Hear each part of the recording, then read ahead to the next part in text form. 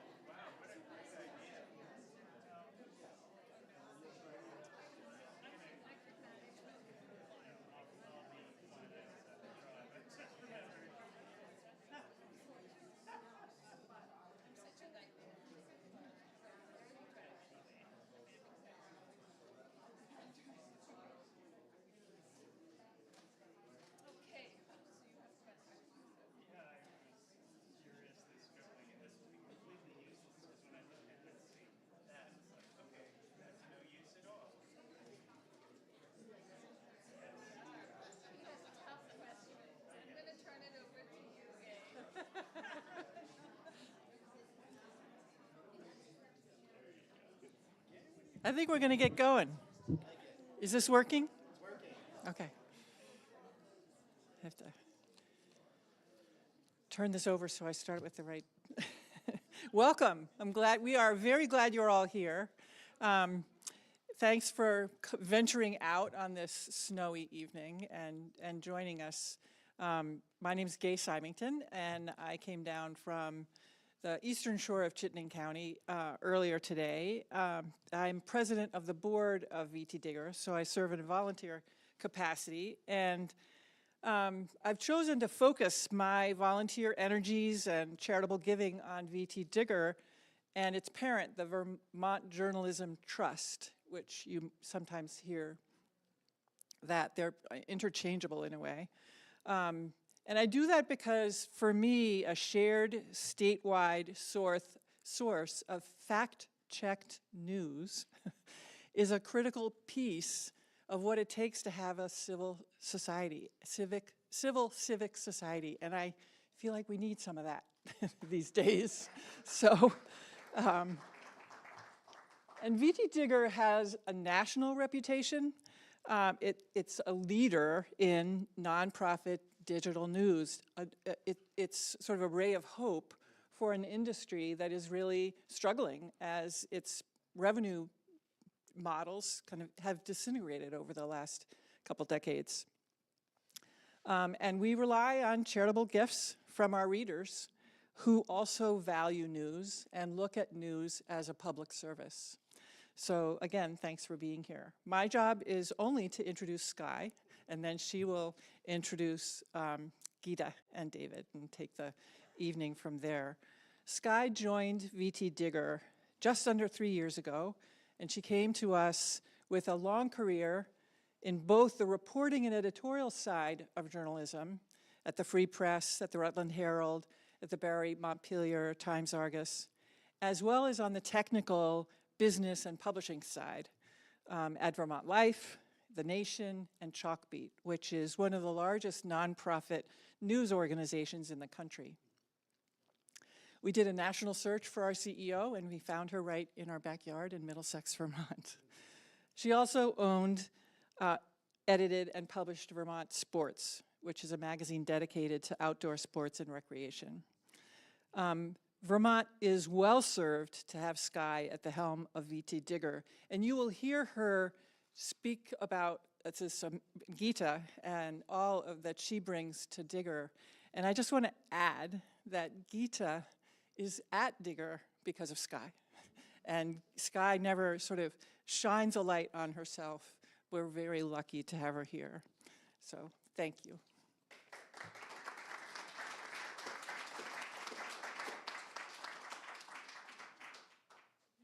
Hi, everybody. Thank you, Gay. That was a very lovely intro. It's really great to be back here at the Manchester Community Library. Many of you were here last year for our event with Jill Lepore, which was such a highlight. So we're thrilled to be back. And again, thank you for joining us on a snowy evening. And thank you for joining us and for believing that like we do, that strong local journalism is the foundation of a healthy democracy. And in Vermont, we care about democracy. I also want to acknowledge at the start that today's Veterans Day, and thank you to our veterans. Thank you for your sacrifice for the freedoms that we have. One of the freedoms that is so near and dear to us is the freedom of the press. And yes.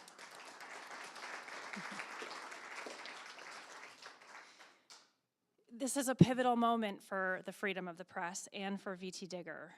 Because across the country, local newsrooms are disappearing, disinformation is spreading, and journalists are facing increasing attacks for simply doing their jobs. But here in Vermont, we are proving that rigorous, independent journalism can thrive when a community stands behind it, like you are doing tonight.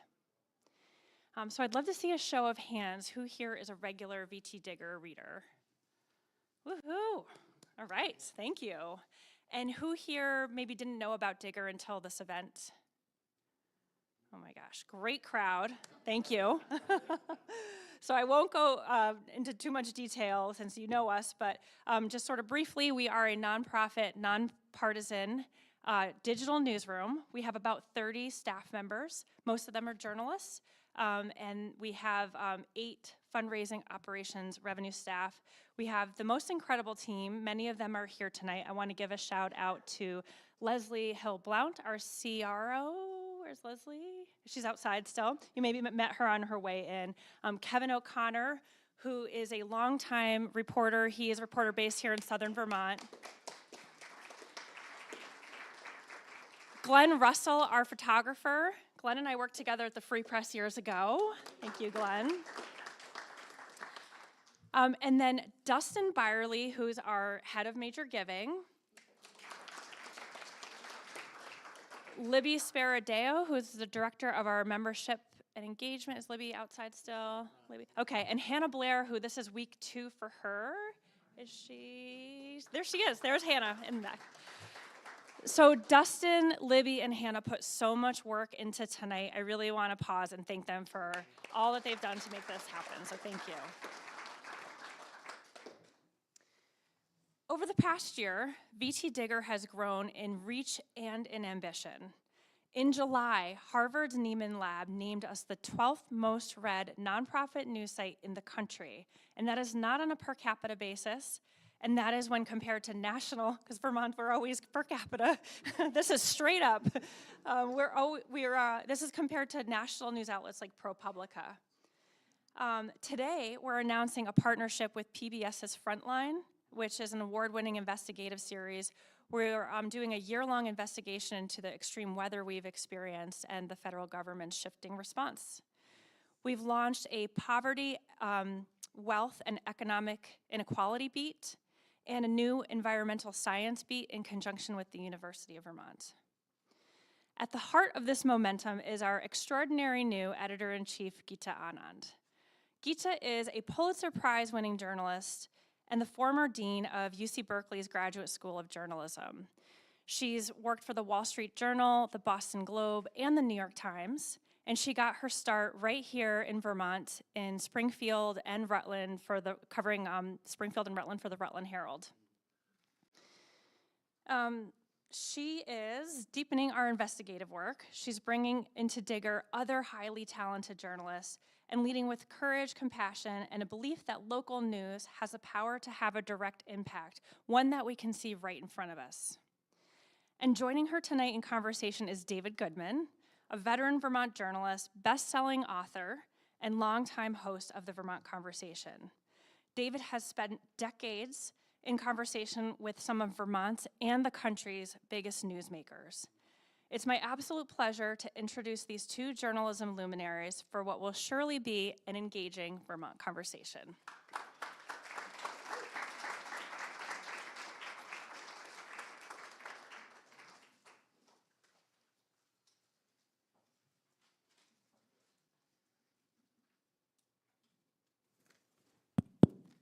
It works. Well, Geeta and everybody, welcome to the Vermont Conversation, the Manchester edition. It is really great to be down here in the tropics of Vermont. You know, in the course of doing a little, we reporters, we like to do our digging. And so in researching Geeta, I learned something that Skye seems to have overlooked in her job interview. I cannot believe this didn't come up. So we might as well blow your cover now, Geeta. Among the many impressive things you've heard about Geeta, one you did not hear is that she was once upon a time the national swimming champion of India.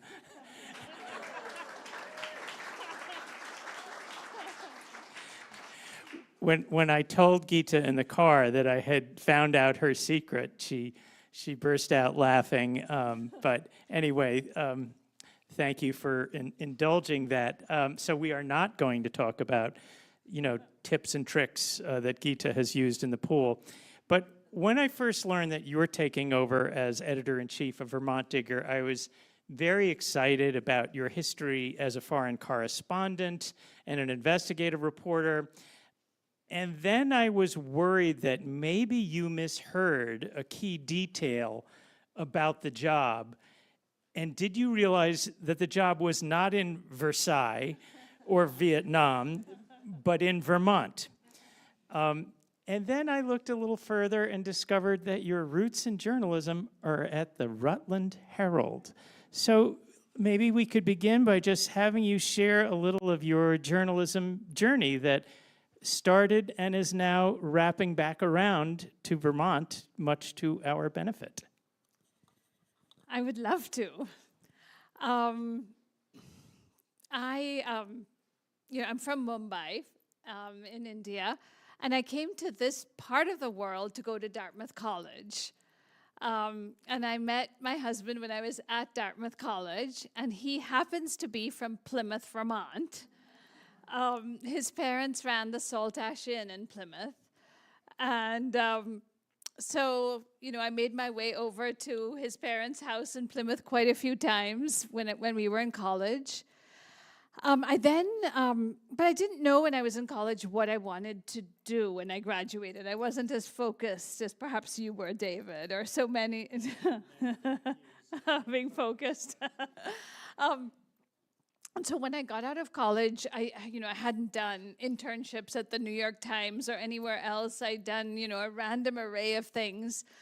And so my first job out of college actually was, I had a job even before the Rutland Herald, and it was at a free weekly shopper on Cape Cod covering the town of Barnstable. I was based in Hyannis.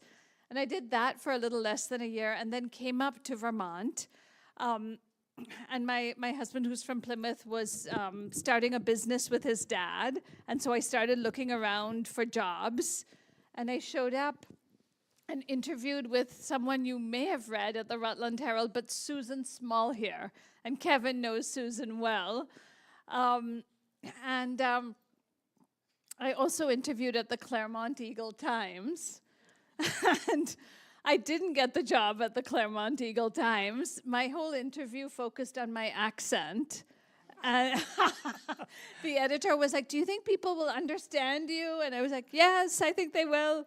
And he apparently thought not. But to my great delight, Susan did hire me. She later said she found the interview slightly irritating because she... she seemed a bit distracted and had a terrible cold, and she was like, "Okay, I'll call you back." And I said, and I'm definitely dating myself here, I said, "Oh, do you think I can put my number in your Rolodex?" Because she had this giant Rolodex on her desk. And so, I put my number in her Rolodex, and she called me back, and, I was hired to be a reporter in the Springfield Bureau, covering Springfield and Windsor and West Windsor, vying really hard to get to the Rutland Bureau main office, which eventually I did. And I covered the city of Rutland, and Kevin O'Connor, who's here, covered Rutland schools at that time, and we were in the same office together, and that was a lot of fun. I then went to work at the Boston Globe, and I was at the Boston Globe for 4 years or so. And I really wanted to be a political reporter. And I eventually covered Boston city politics, and I also covered the State House for the Boston Globe.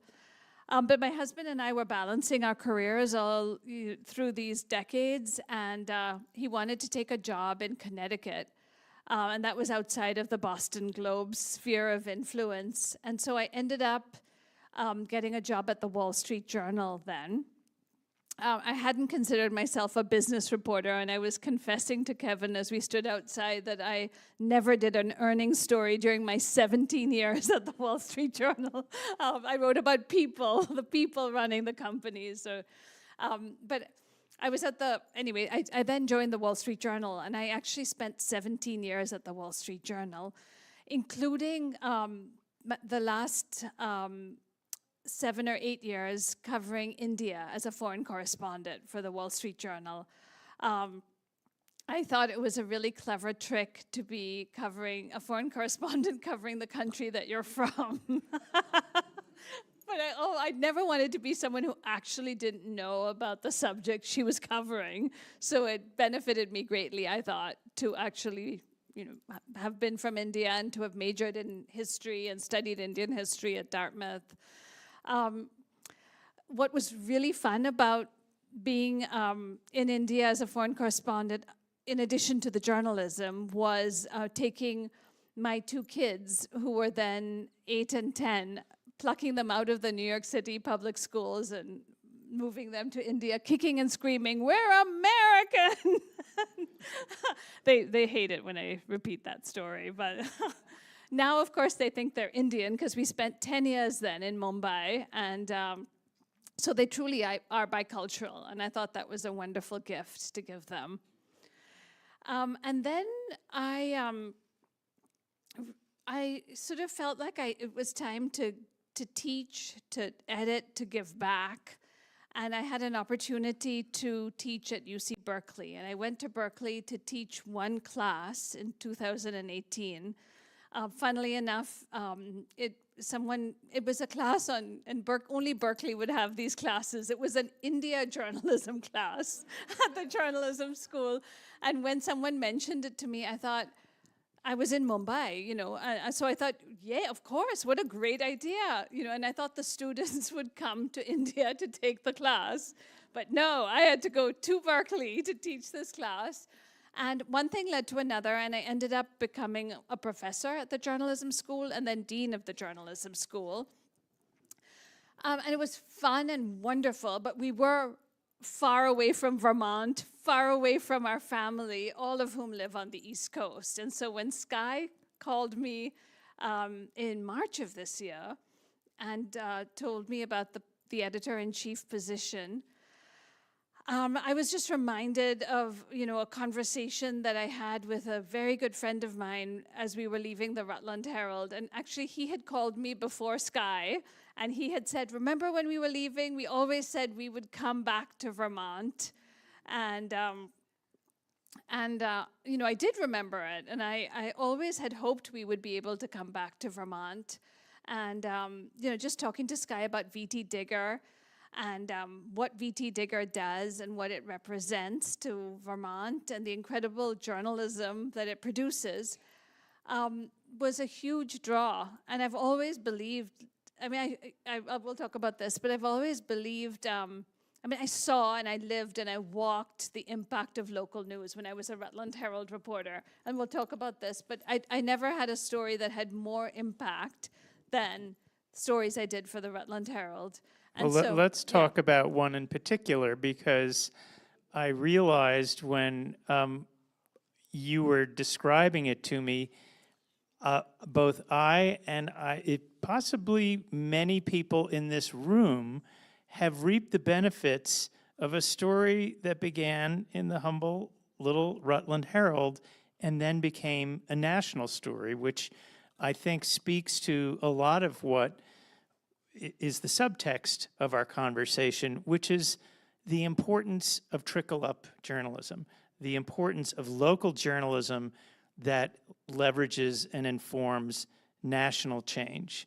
So tell us about the Rutland Herald story that went big. I would love to. So,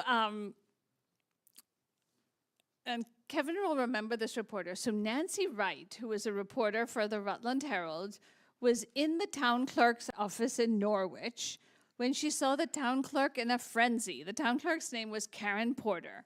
And she was getting all of these calls from people whose credit cards were canceled. And they were canceled. These were residents of Norwich, Vermont.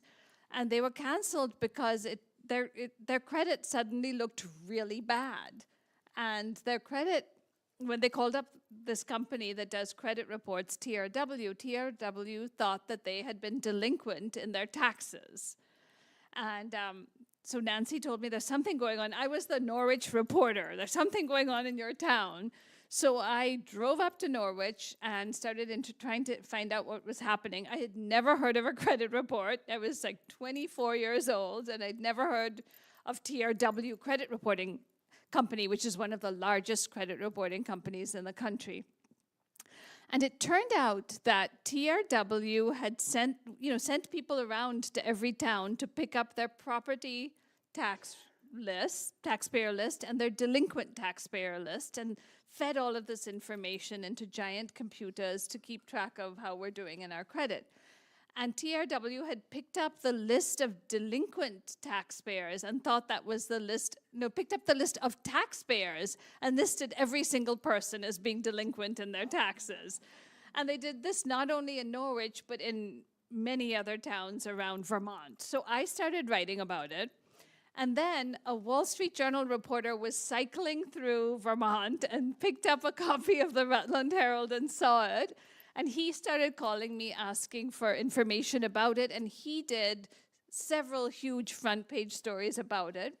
Pretty soon, Congress was having hearings on the topic. Pretty soon, the town clerk, Karen Porter, was in Washington, D.C.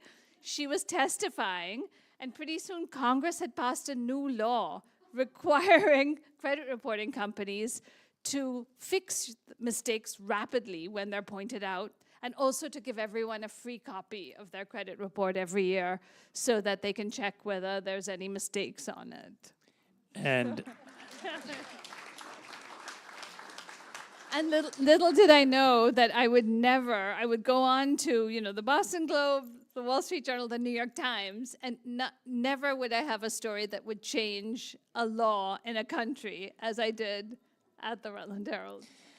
well, it strikes me that you are coming full circle in landing at VTDigger, because this style of trickle-up journalism we've already seen.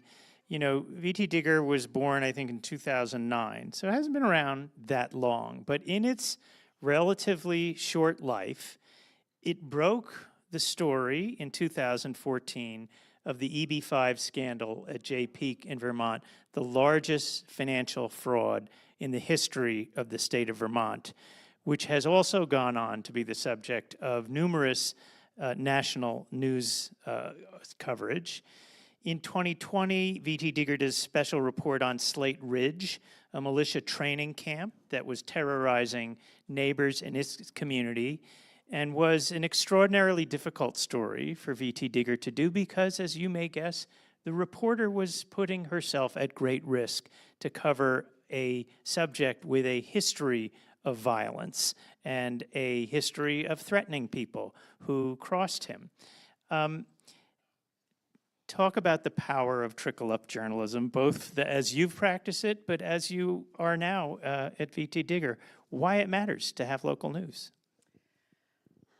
I mean, we really are telling people what's happening in their towns and cities around the country. So if we aren't there writing these stories, like no one knows that EB5 is happening, no one knows Slate Ridge is happening. Our coverage right now of immigrants getting picked up and spirited off to other parts of the country. That's the way the world finds out that these things are happening. Our stories get picked up by national media. The national media hold our national leaders accountable. So we matter to you, like we matter to here in Vermont, but we're also like a key part of the web of national and international news. And so if we aren't vibrant, if we're not there at the city council meeting or at the school board meeting and telling those stories, government isn't held accountable. It's almost like these things haven't happened if we're not there hearing and sharing what we're hearing in as accurate and fair a way as we can. I think one of the things that probably has the attention of many of us here is just what is happening in the world of local news. Every week, 2 local newspapers closes somewhere in the country. The number of local news desert counties, that is, counties with one or no sources of information, has hit a record high, and now some 50 million Americans have limited to no access to local news. And now we see, with the loss of funding to NPR, this is going to multiply in, manyfold. Probably not in Vermont, but in, Vermont Public will find a way. We certainly are cheering hard for our colleagues there. But in other parts of the country, rural areas where that radio station may be the only thing they have, it is going to go dark. And on the other side of the ledger, there have been more than 300 local news startups in the past 5 years in every other state. And I'm very proud to say VTDigger was one of the first. This thing that you read, this curious online-only thing, actually is a national model and is often hailed as that. There are new ones popping up. New Hampshire has one now, but it really began here. What do you see going on with local news and the future of local news, and how news has to evolve in the way we deliver it in order to stay relevant and viable? I mean, you all know local news matters, because how else do we know what's happening in our communities? It's also the place where people on all sides of the political spectrum can agree that journalism is real and that reporters are well-meaning individuals actually trying to find out what's happening.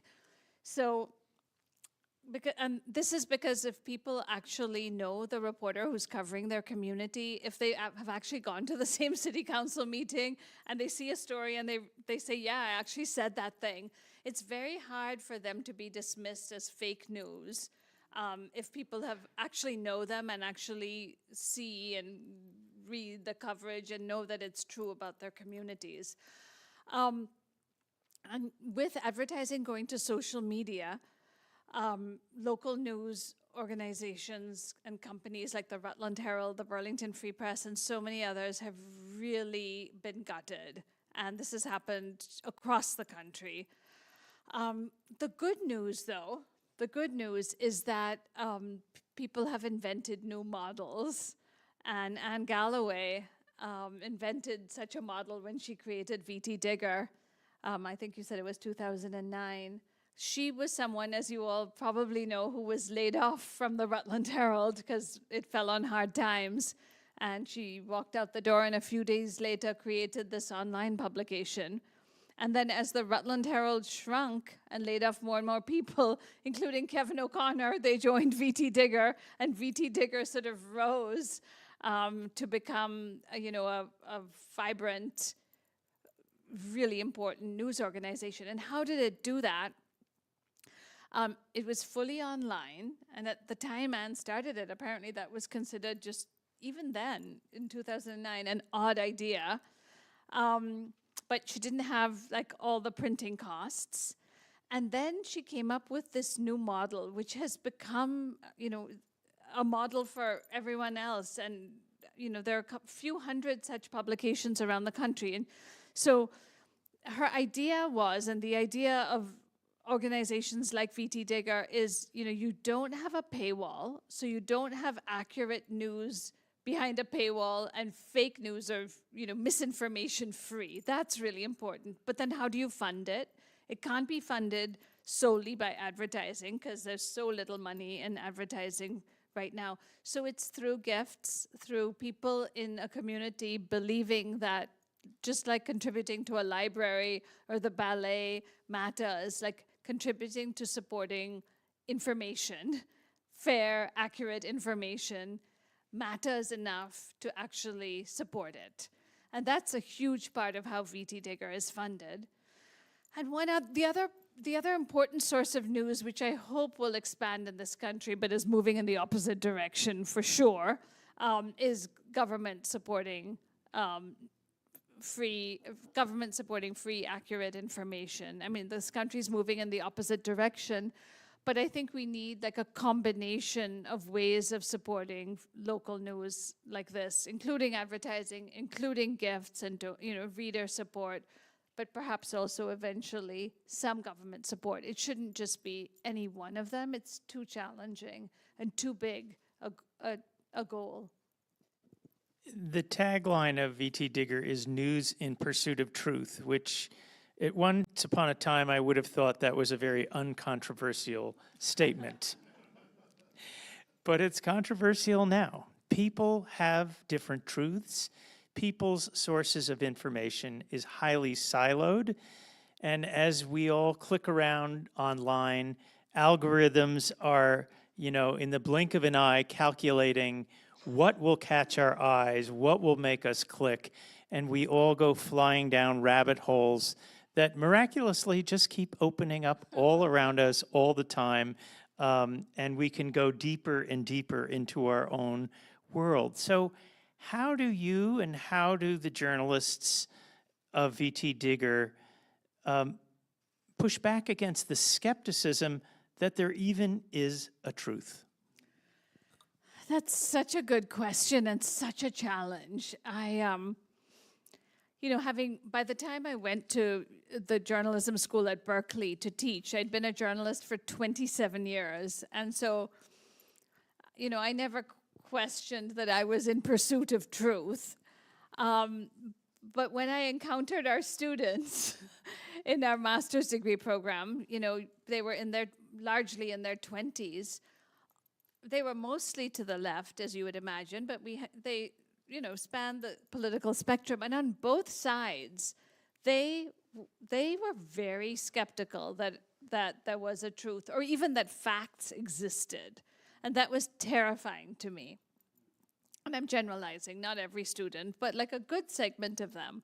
Like we had to spend like the first few months in conversation and persuading them that there was such a thing as facts and that truth existed. So I think it's really problematic that we're so polarized and that large groups of people are just absorbing a completely different set of facts that they consider facts, and that we've lost faith in facts existing. And I'm exaggerating here, but that a good number of people have lost faith. And I think places like we need to revive local news, because I think that's where rebuilding confidence in facts and truth starts. Because if you've actually gone to a meeting and seen a story based on it and met the reporter, and it's actually seems the article actually matches what you heard, then you begin to disbelieve the discrediting of journalism that is happening, led by the leaders of our country, which is having a devastating effect on our democracy. Because how are we to decide what to do if we don't, should we support this bond issue, or should we go to war in Iraq, if we don't have a shared set of facts to even begin to have a debate around? I'm curious what you see. We're having this conversation against the backdrop of a national kind of a level of extreme polarization. How does that trickle down into the work that we're doing here, or you could even broaden it to say the work that you've done as a journalist at other times? Is it making it harder? Are reporters encountering hostility and resistance, even at the local level, which, is, and I often think about, the coarseness of language now. I mean, that starts at the top. When our national political figures, and yes, Donald Trump, we might as well name the elephant in the room, are speaking about their opponents in the ways that they are, it's very hard to control it further down the line. In our town, our town hall meetings, in our, it's amazing how it percolates the entire fabric of society. What are you seeing at the local level? It's making it much harder to report a story, because people are, when you approach someone saying you're a reporter, people aren't as trusting as they used to be. They are more skeptical. I remember our students in covering protests in Berkeley. Like, I don't remember ever having encountered people who's, are in a protest and you're taking their picture and they're furious and trying to grab your camera and saying, you have no right to take my picture. Usually if people were in a public space, they, understood that journalists would take their pictures and quote them. So I think, our journalists are encountering an antagonistic public or a more antagonistic public. Not everyone and not always, but it's just harder to do the very important work of gathering the facts, of interviewing all of you and people on all sides of an issue when people are skeptical of your intentions and of your commitment to the pursuit of truth. What are you most concerned about now as you look out on the world of journalism, but just the world generally? Because you are somebody with a global perspective beyond what most people would have. And you've also seen things that, working in India where conspiracies and lies were perpetuated by the government, echoed in the media, resulting in, there were massacres at one time and sectarian violence. I mean, you've seen how wild this thing can get. So I'm just wondering, what are you most concerned about? What a wide-ranging question, David. I'm going to go local, and I'm going to say, one of the things I've loved, and I loved this about teaching journalism, but I also really love it about Digger's newsroom, is that the reporters and the editors are so smart, they're so passionate, they're so collegial. They really support each other. We have every Thursday we have our newsroom meeting, and we begin with kudos, where people can talk about each other's stories. And it goes on and on and on and on as people talk about, this one story that was excellent. Like they're talking about one another's work and they're supporting it. And I love that. And they're ambitious and their story ideas are fantastic. And my job is to help support them and help elevate the work and help them make it the best it can be. So what am I worried about? I'm just worried about continuing to be able to do it.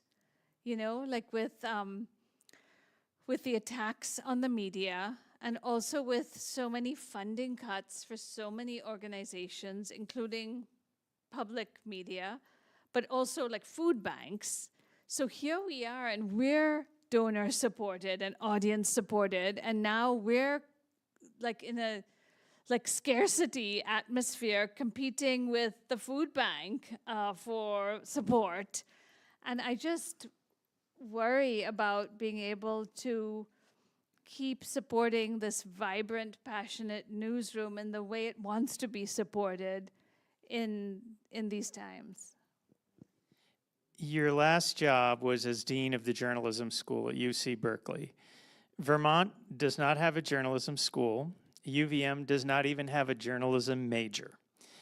But Vermont does have one of the most productive journalism training programs in the region, and that is VTDigger. And I know this because my son came through it as one of the paid interns in VTDigger. He is now a reporter in Washington, and it really has set him on his life's path. And I know that many people his age also came through Digger, got really top-notch editing, and he was immediately sent out to cover the Black Lives Matter protests all around Vermont. And he was, 19 years old at the time, and in the middle of all these rallies, interviewing people. So I often feel like this is an unsung side of the place, but you're back leading a journalism school in a way. Do you think of it that way? Yes and no. I like that we're actually, I love this about being a journalist. I didn't love submitting, being in college and submitting papers that were just going to be read by this one professor. I loved the impact of the work. So it feels great to be like actually producing journalism, as different from, you know, being in a journalism school. But I feel like the culture is similar to the culture of VTDigger is similar to the culture of the journalism school where I was dean, because you have people who, you know, are demanding that you do good by them. Like we want to learn, we want to develop. We need you to bring great journalists here to tell us how to do it. We need the support. We need your attention. We need the editor's attention.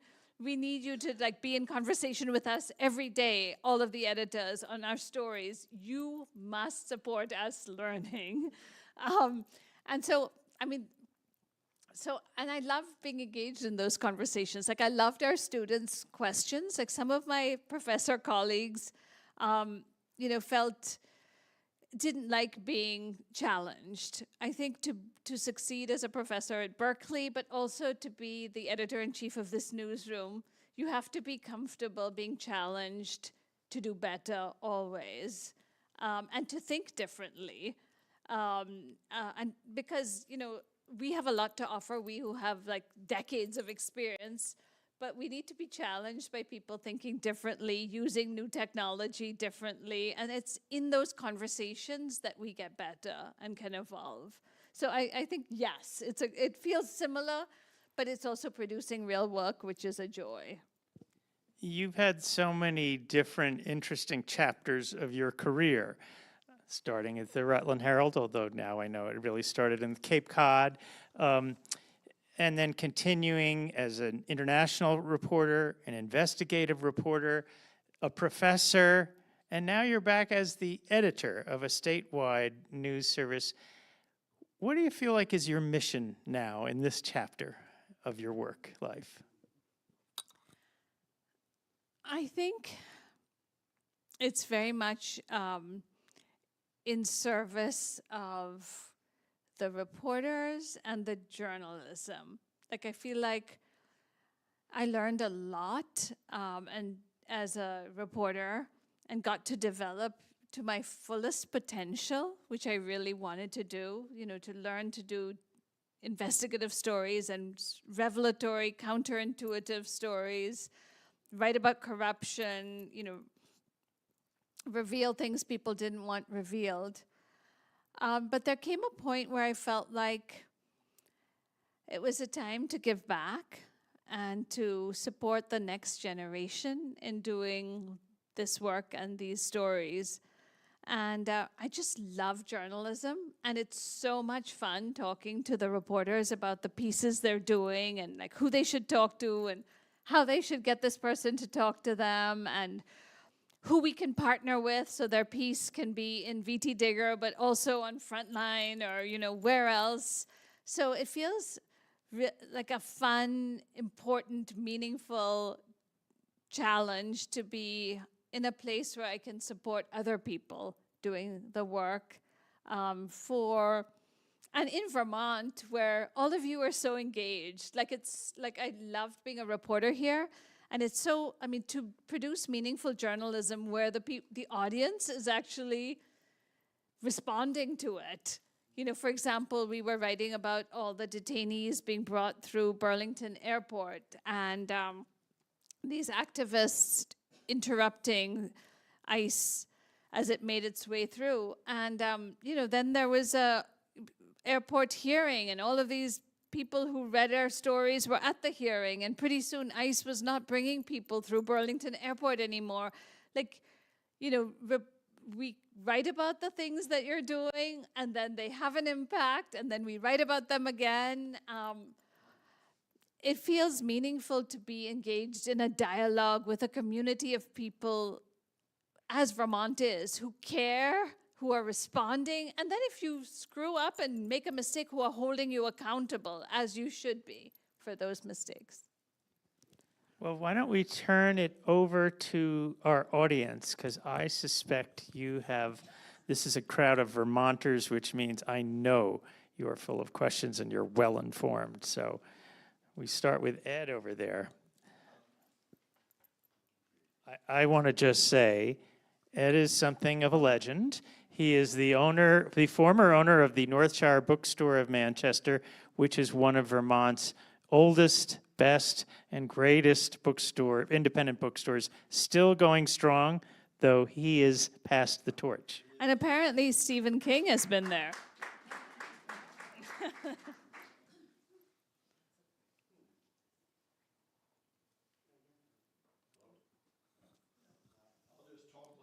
Okay. You left out the best half of the founding of the bookstore, which is sitting right beside me. Oh.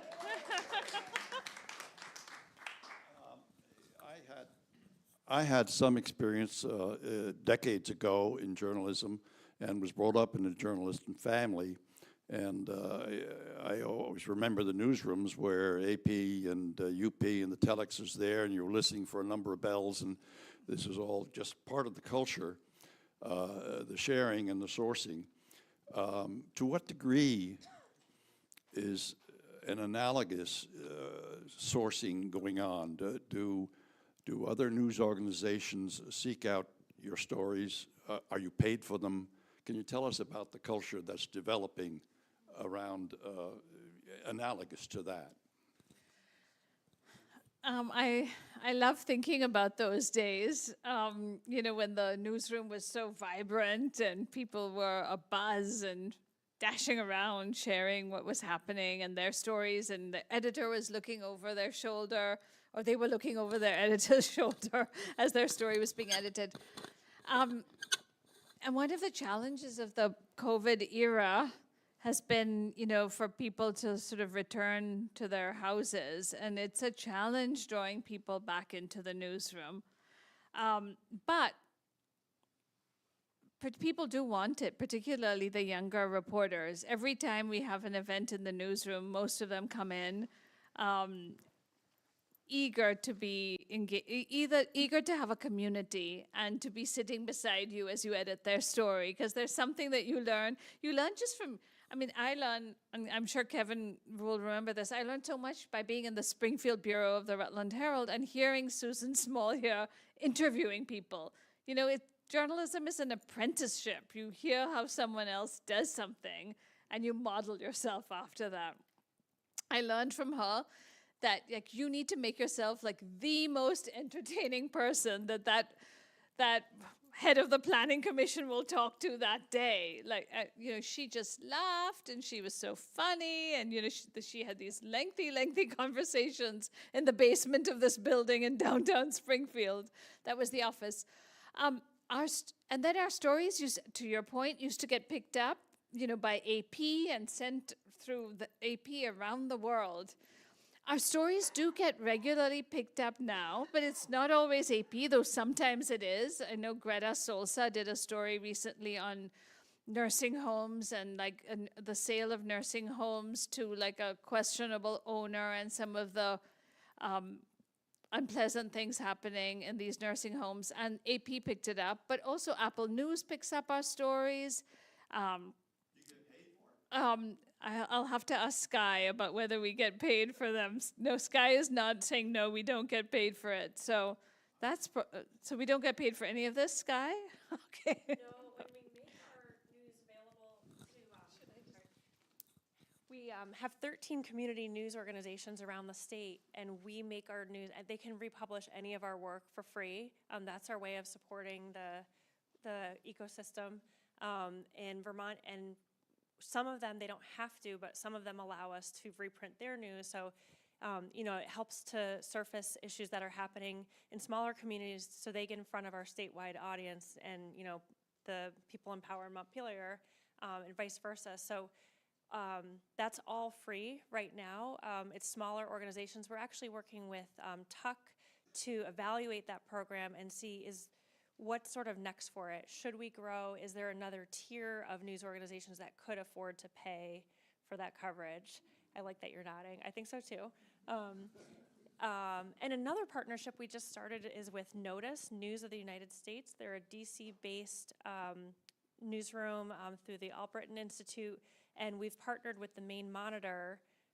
They have a DC-based reporter focused on the Vermont and Maine congressional delegations. and the federal agencies that have big impact in Vermont. So we're publishing their work, and then we're also doing one of our reporters is working on a long feature-length story with one of their editors. So there's a lot of sharing in a way that, when I was getting my start in my career, it was the AP or the UP, but never, intra newsrooms. Well, another interesting collaboration and partnership is with our housing reporter, Carly Berlin. Talk about that partnership with Vermont Public and VTDigger. So Carly Berlin covers housing for VTDigger and Vermont Public. So we share her. And for poor Carly, this is somewhat challenging. For 2 weeks, she's edited by an editor at VTDigger, and the next 2 weeks, an editor at Vermont Public. But we manage this quite well. And she's actually funded in part by Report for America, which is this organization. It's a nonprofit, I think, also, and it sends reporters to local news organizations and helps pay for them. We pay a portion of her salary, and then Report for America pays a portion of it. And then it really helps us because Report for America, say, pays half, my guess is. Sky is nodding, so yes. And then the other half, we pay, I'm guessing we pay a quarter of, and we share with VTDigger. So there are these partnerships that help us expand our reach, which is really helpful. And she's done some amazing reporting on housing in Vermont. Recently, she did an investigative report with our data reporter and looked at all the money that came into housing during the COVID years and how much housing did it actually build. And what I loved, and I love this about VTDigger and all responsible journalism, is, it wasn't like, oh, the money was wasted, or, oh, we saved all the homeless people. Life is always grayer than that and more complex, and it was that complex story. Like, okay, there were certain, I forget how many, so many units were built. It was less than hoped because during COVID, prices went so high, so it was fewer units, but it held government accountable to what happened with that money.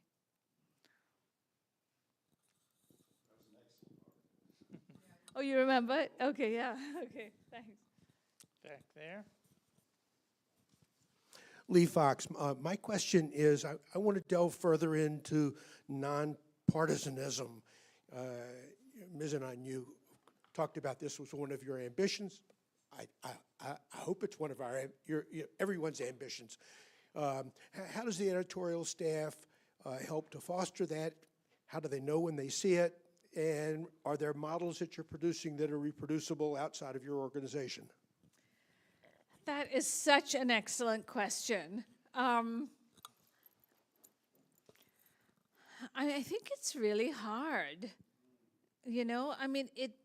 And I think that's one of the ways we've evolved in our thinking as journalists since when I started. When I started, we just assumed, we knew we were supposed to be unbiased, and we assumed we could be. I think now we think, the way I think about it, and this is influenced in a large part by my students, my former students, we think we come into things with our own biases based on our lived experiences, But our goal is to try and understand that this is my bias and then to set it aside and then try to approach the story with an open mind and really intentionally not just talk to the people we agree with or who look like us, but really try to talk to everyone, not just two sides, but on all sides of an issue. And this was challenging for me to convince our students of at Berkeley, because they were like, I'm for tenant rights, I'm not talking to the landlord. And I was like, the only way to explain it to them was to say, how they, if they didn't do that, how they could actually get a story completely wrong. That if you aren't really coming into a story with an open mind, that you will make huge mistakes and it will be the wrong story. So it is a challenge in journalism, my opinion is, because the person who usually becomes a journalist is usually more liberal or left-leaning in their thinking. that is just what we see. And so the challenge is to persuade all of us that to be humble, that we don't know everything, and not to just make assumptions that your point of view is the right point of view, or that that's where a story should land up. So it takes effort and thought, and I don't know that we figured out the full answer yet of how to get there. But I think part of the answer is just frequent examinations of our own bias in stories, and taking seriously the people who tell us we're biased, like not dismissing them and thinking we have all the answers, but taking very seriously and respond, and like having deep conversations with those people who think we're biased, because it's in really listening that we can be aware of it and be fairer. How are we doing on time, Dustin? Are we? Okay. Other questions? Rosalie. Thank you. Welcome. Thank you. This is wonderful to have you here. And per usual, David, your questions are on spot and great conversation. I'm going to try to frame my question as succinctly as possible. And I think about reporting. I've not been a reporter, but I've done writing, but not reporting. And I think of an editor as someone who sees that the T's are crossed and the I is dotted and your facts are correct and your sentences are structured properly. And I want to know where Vermont Digger is, with the name Digger, to dig down deeper, where Vermont Digger is and intends to go in terms of just reporting what you see, hopefully in an unbiased way, and recounting what you see versus investigative reporting. Because every so often I come across a story and I'll say, well, they should ask this next. And here's an uncovered fact that I just need to know. And of course, we don't often loop back to that story. And I know that Digger has done that. But I want to know where you're taking the publication, we'll call Digger a publication, in terms of much more of a, why is this happening? Just digging deeper and deeper rather than just the recounting of what's happening. And I know you do both, but is it going to be more investigative work? That's such a good question, and the reporters want to know exactly that answer too. And this is a very unsatisfactory response, so I apologize for it. And you answered it too. Like, we want to do both. Like, if something really important is happening, we need to tell you about it, like, now, as fast as possible. But we also want to give our reporters time to dig deeper. And so we're trying to do that by planning better. So reporters' frustration was they didn't get to do this enough. And they didn't because we were always sending them to the next story. So they're, for better or for worse, they have me, who always wanted to dig deeper, as the editor-in-chief. And I'm not pressing them to do more stories. I don't want them to miss, like, the most important stories, but I don't care if they do less or if they take an extra day to dig deeper, because I think that it's well spent for the story to have, like, the context to be, like, really written in an interesting way, to have, really talk to a few more people who really know what's happening. So we want, and our reporters want to dig. Like, they're there because they want to investigate. So it's a balance. It's a balance. Like, we can't have everyone on an investigation and no one available, when J.D. Vance comes to Vermont, to be there, or to go stand outside Burlington Airport and tell us what's happening with ICE. Like, it's a mix. But that balance, it's a constant conversation. And no one's ever satisfied that the balance is right. But my leaning, I know news is important and it's important to move quickly, but I've always wanted to take the extra day. So that's my bias, dig deeper. I want to tell you something you don't know.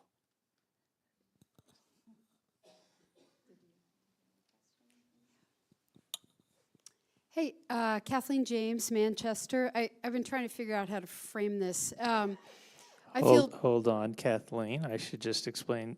Kathleen is the state representative from here and a long-time community person here. Yeah, thanks, David. I feel like I spend so much of my time combating misinformation in the public policy sphere. It's depressing and it's really scary. And I place so much hope in, nonpartisan, fact-based journalism, but I find that we're competing for eyeballs and literally for a voice in this like howling cesspool that is the internet. So what can you guys do? What are you doing to try to elevate your links above the junk website that somebody put up yesterday that's peddling a bunch of bullshit? Like, how do you win? I mean, this is just such a good question, and I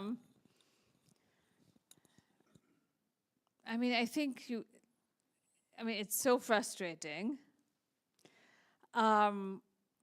And I think you win in different ways. I mean, I hope you win, but this is how we're fighting, But we're fighting by being smart about Google Analytics and how you get the attention of an audience on the internet. So we have some great people at Digger who are focused on that. Like, how do you frame a headline? How do you frame the excerpt for the story? How do you get eyeballs on your story? Like, you can't do what I focused on for most of my journalism career, which is just focus on telling the best story possible. That is not enough, sadly. And then you also focus on the great journalism. And the good news about our audience at Digger is, like, it actually values substance. So, it's wonderful to be in Vermont and to have an audience like Digger, because you don't have annoying editors then going on about clickbait stories, because our audience actually reads the longest, densest policy story because they really want to know as much as possible about that topic. But the third thing is, you also really embrace being entertaining. So you compete with the TikToks. We aren't doing that yet, but I hope we'll be able to compete with the TikToks and the vertical videos and be truly visual so we can engage sort of a younger audience too in our work. And I said this at the journalism school, and I truly believe it, even though I can't practice it because I'm not a video maker or a TikTok maker, but I don't care. Like, we need to be where our audience is. We can't be like, you should read because we read. No, younger audiences want their news fast. We can give it to them as long as the stories are based on facts and people know how, the journalist knows how to confirm facts and investigate. Then let's be entertaining. Let's learn from the entertainers and that way try and compete. And again, it's a fight. But I think we have to meet our audience where it is, still produce meaningful journalism, and just fight. Be free. It's important that we don't have a paywall. Yeah. I also think a lot of the way that journalism gets out is through you all. It's through sharing on social media. And so the more that you're pushing out good reporting, stuff by VTDigger, other places that you trust, you're amplifying it in a way that money can't buy. You're a trusted source. Each of you is a trusted source to someone in your community. And we know that the algorithms of social media are such that when things are shared, re-clicked, and in whatever way, it amplifies it in a way that, one news outlet can't do alone.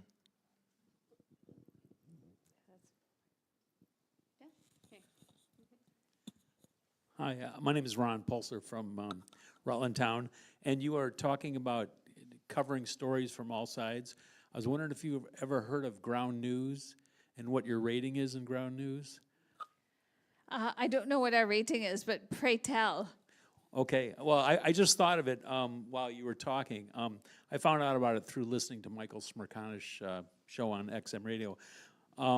But it says, it's good news, it says VTDigger's aggregated media bias check is center. So they have like a negative scale is the far left and a positive is far right. So you're kind of like around, I guess, the zero or the center, which means you're covering it from all sides. So it says you get a center from Ad Fontes Media, lean left rating from Media Bias / Fact Check, and a center rating from all sides. It says if you want to know if VTDigger is credible or reliable, look no further. We rank VTDigger as a very high factuality.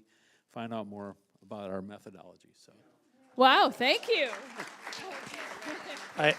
It's the first time that being told that we rate a 0 is a high compliment.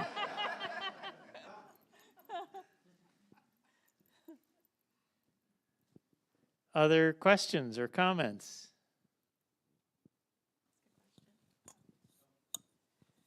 And then we have one up here after that. Yeah. It's just very quick. And sorry. Okay. Are we passing it on to a quick question? Are you on Instagram? That was all. Just Yes. We are on Instagram. Yeah. And we're trying, moving in more and more visual direction. But yes. Thanks for that. Good question. Well, that's good to know. My name's Jane Hollander. I'm a resident here in Manchester. This is a bit of a self-interested question because I'm not sure how much it applies to the rest of the room. But what advice would you give to aspiring journalists? Wonderful question. I have a daughter who's 25 and is an aspiring journalist too. I think I would give the same advice. I wish it feels. I would suggest I just think just do it. The advice is what I'm thinking of the path that I traveled, and so I have a little bit of humility that times have changed and it's a different world, and with all of those caveats, all through my life and career, people have said journalism's dead. The internet's arrived, newspapers are dead. AI's arrived, newspapers are dead, and I just think that. It's just such an interesting and impactful career. And I still see jobs and opportunities in journalism. So I think just start out freelance or get a job at a small local paper. The caveat is, of course, I did that. So, we all think the path we trod is the path. But I just feel like you get to be at the place everyone wishes they could be, covering the thing everyone is interested in, but they can't be there because they have their other job. So you're there, and that's how you're spending your time. You get to talk to the most interesting people. Everyone else, it's really hard for them to get a conversation with this person, but you're the reporter, so you get to be there and ask the questions. And you also get to experience life so fully. There's something about listening to someone talk about, what it's like to be the town clerk in Norwich, getting calls from people who think that, who are angry that you said they were delinquent in their taxes, or write about what it's like to be a prostitute or a selectman accused of molesting his child, or all these questions that are unimaginable. But you get to understand them more deeply because you're listening to the people who are struggling with them. So I think it's such a meaningful career. And there's still so many opportunities because, local news organizations are going out of business, but there are new ones popping up like VTDigger or the 19th or ProPublica. There's so much innovation going on in journalism. Maybe you don't do text journalism. Maybe you do a TikTok or, join a place that does just video. There's innovation. And so many opportunities. And then it's so frustrating if you think that all of this is happening to me, climate change and, you know, Donald Trump. Like, if you're in journalism, you get to actually ask questions and follow like a story about something that you feel matters. So I think it's a way of having hope.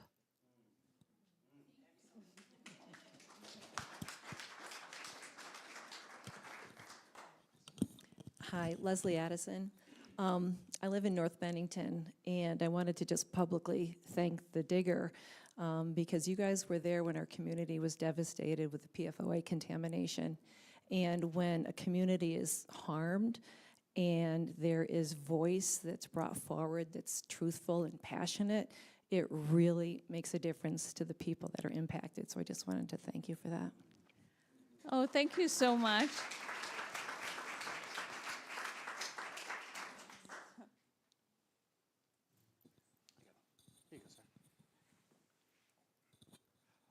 I was wondering what you thought the future of journalism contains with artificial intelligence.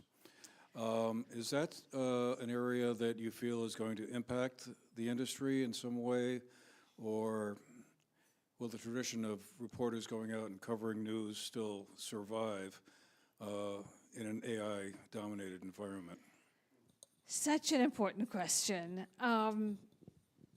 So I think, and we thought about this a lot at the journalism school too, because the question was like, should you punish your students and fail them if they use AI to write a story? Or should you teach them how to use it and deploy it in writing a story? And this is an unsatisfactory answer. So it just, like, I think our, like, I'll start with the journalism school. Like, I think our students need to learn to actually write their own story, because you can't just tell like a device to write a story, because there's judgment involved. Like, who do you believe who you interviewed? Who do you think is most important? Like, whose quote? Like, where's your story headed? There's so much judgment involved in writing a story. And it's also a craft, right? Like, how you decide to tell the story depends on what you think about the topic as you try to be fair and open-minded. That said, there's some things that maybe AI could gather the facts on and produce a few paragraphs on. So in our introductory courses, we just did not allow students to use AI. And then in other classes, we said it depended on what the professor decided the rules were, but that no one should use it without saying they were using it. Otherwise, they were failed. And so then, like, let's think about VTDigger. I mean, I think there may be a way to use AI to, and I think there already are ways to use AI to cover a bunch of meetings. I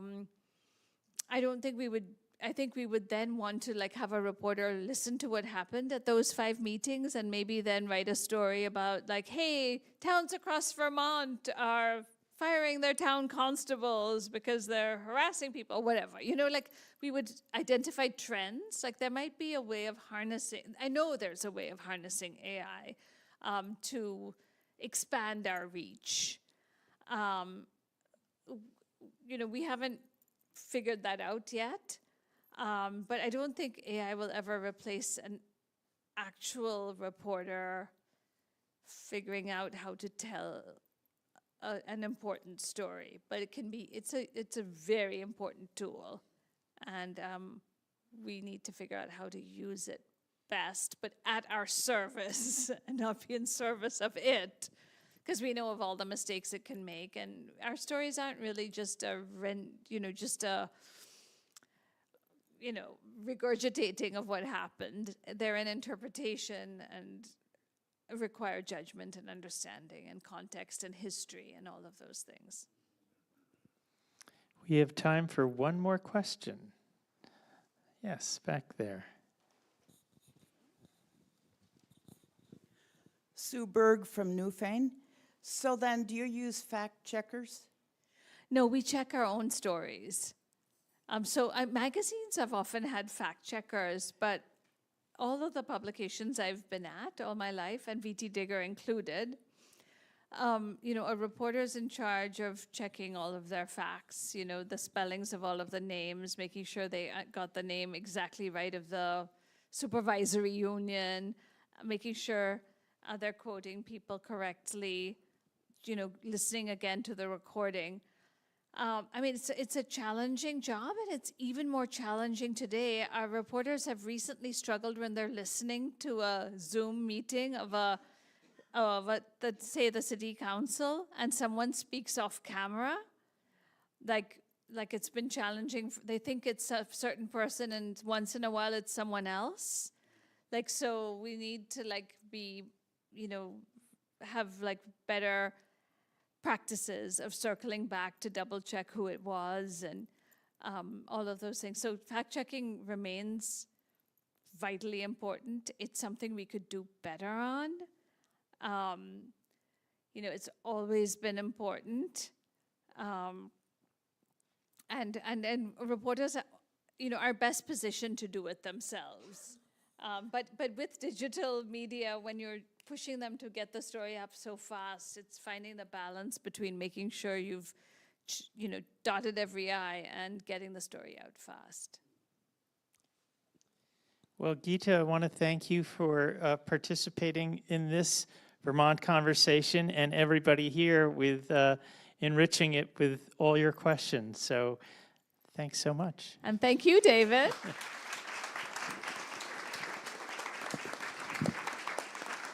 I want to make a very very quick pitch.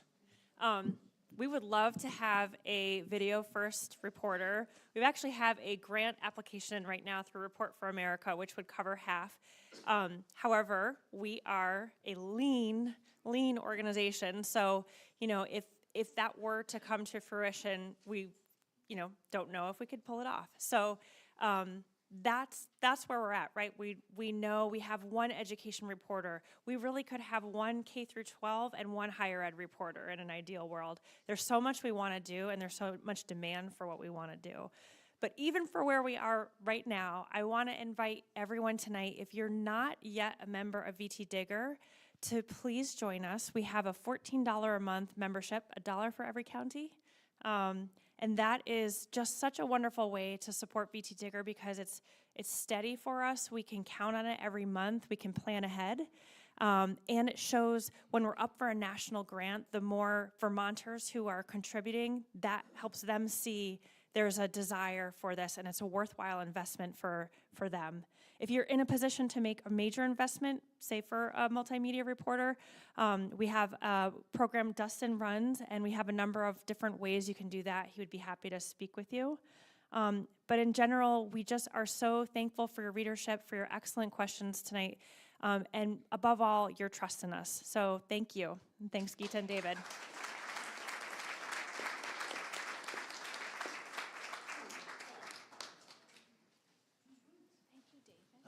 Thanks everyone for coming. GNAT-TV for making everything happen tonight and supporting our work. The Manchester Community Library for everything they did. VTDigger staff, our board members here. Sky, David, Geeta. It's been amazing. Thank you, thank you, thank you. Oh, it's all put away.